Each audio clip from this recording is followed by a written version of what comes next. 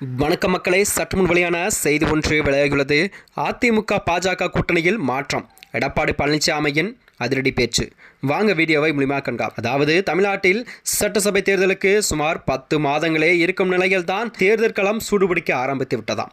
அதாவது அதிமுக பொதுச் செயலாளர் எடப்பாடி பழனிசாமி அவர்கள் கோவையில் தனது சுற்றுப்பயணத்தை ஆரம்பித்து விட்டாராம். இதற்கிடையே தான் பாஜகவுடனான கூட்டணி விஜய் அரசியலில் தமிழ்நாடு அரசியல் களம் குறித்து எடப்பாடி பழனிசாமியிடம் சில முக்கிய கருத்துகளும் கூறியிருக்கிறாராம். தமிழ்நாட்டில் அடுத்த ஆண்டு மே மாதம் நடக்கும் சட்டமன்ற தேர்தல் தான் எதிர்பார்க்கப்படும். தேர்தலுக்கு இன்னும் 10 மாதங்களே இருந்தாலும் இப்போது அனைத்து கட்சிகளுமே பிரச்சாரத்தை ஆரம்பித்து விட்டன.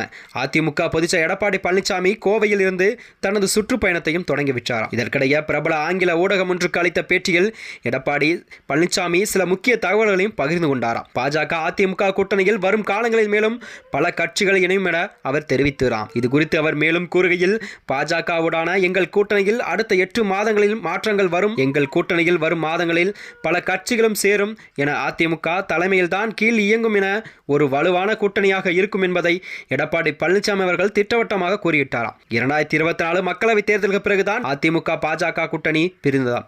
2 ஆண்டுகளும் இரு கட்சிகளும் தனித்தனியாகவே செயல்பட்டு வந்தனாம். இந்த சூழலில் தான் 2026 சட்டமன்ற தேர்தலுக்கு மீண்டும் இரு கட்சிகளும் கூட்டணி அமைந்துள்ளன.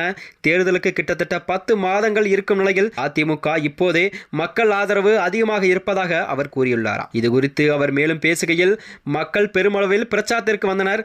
இது வரும் காலங்களில் என்ன நடக்கும் என்பதே பிரதிபலிப்பாக இருக்கும் என்றும், அடுத்த ஆண்டு அதிமுக நிச்சயம் மீண்டும் ஆட்சிக்கு வரும். அதுதான் மக்களின் விருப்பம். சுற்றுப்பயணத்தின் நோக்கம் தெளிவானது. மக்களை நேரடியாக சென்றடைவதே இதன் நோக்கம் என்றும் கூறியுள்ளாராம். அது மட்டுமின்றி, அதிகபட்ச மக்களை சந்திக்க உள்ளேன். நான் மக்களிடம் நேரடியாக செல்வேன். அவர்கள் குறைகளை கேட்டறிந்து அவர்களுக்கு ஒரு பதிலும் சொல்வேன் என்று கூறியுள்ளாராம். தொடர்ந்து திமுகவை கடுமையாக விமர்சித்த எடப்பாடி பழனிசாமி அவர்கள், ஸ்டாலினுக்கு தான் தன் கட்சியின் பலத்தையே நம்பவில்லை. அவர் முற்றிலும் தனது கூட்டணி கட்சிகளை மட்டுமே நம்புகிறார் என்றும், அதிமுக அப்படி இல்லை. எங்களுக்கு கட்சிகள் தமிழ்நாட்டிற்கு வலுவான ஒரு கட்டமைப்பு இருக்கிறது. திமுக நலத்திட்டங்கள் என்பது பொய்யான விஷயமாகும். அவர்கள் எந்த வாக்குறுதியையும் நிறைவேற்றவில்லை. நாங்கள் கேள்வி எழுப்பிய பின்னரே தான் மகளிர் உரிமை திட்டம் தொடங்கப்பட்டது. அப்போதே அவர்கள் பயனாளிகளின் எண்ணிக்கை கடுமையாக குறைந்ததா. அதே நேரம் தான் கடந்த காலங்களில் அதிமுக தனது வாக்குறுதிகளை நிறைவேற்றியுள்ளது. எங்கள் தலைவர் தமிழ்நாட்டை வளர்த்த மாநிலமாக மாற்றினார். திமுக இதுவரை எந்த ஒரு தமிழ் நலனுக்காக போரிட்டதும் இல்லை. அவர்கள் காங்கிரசுடன் கூட்டணி வைத்துள்ளனர்.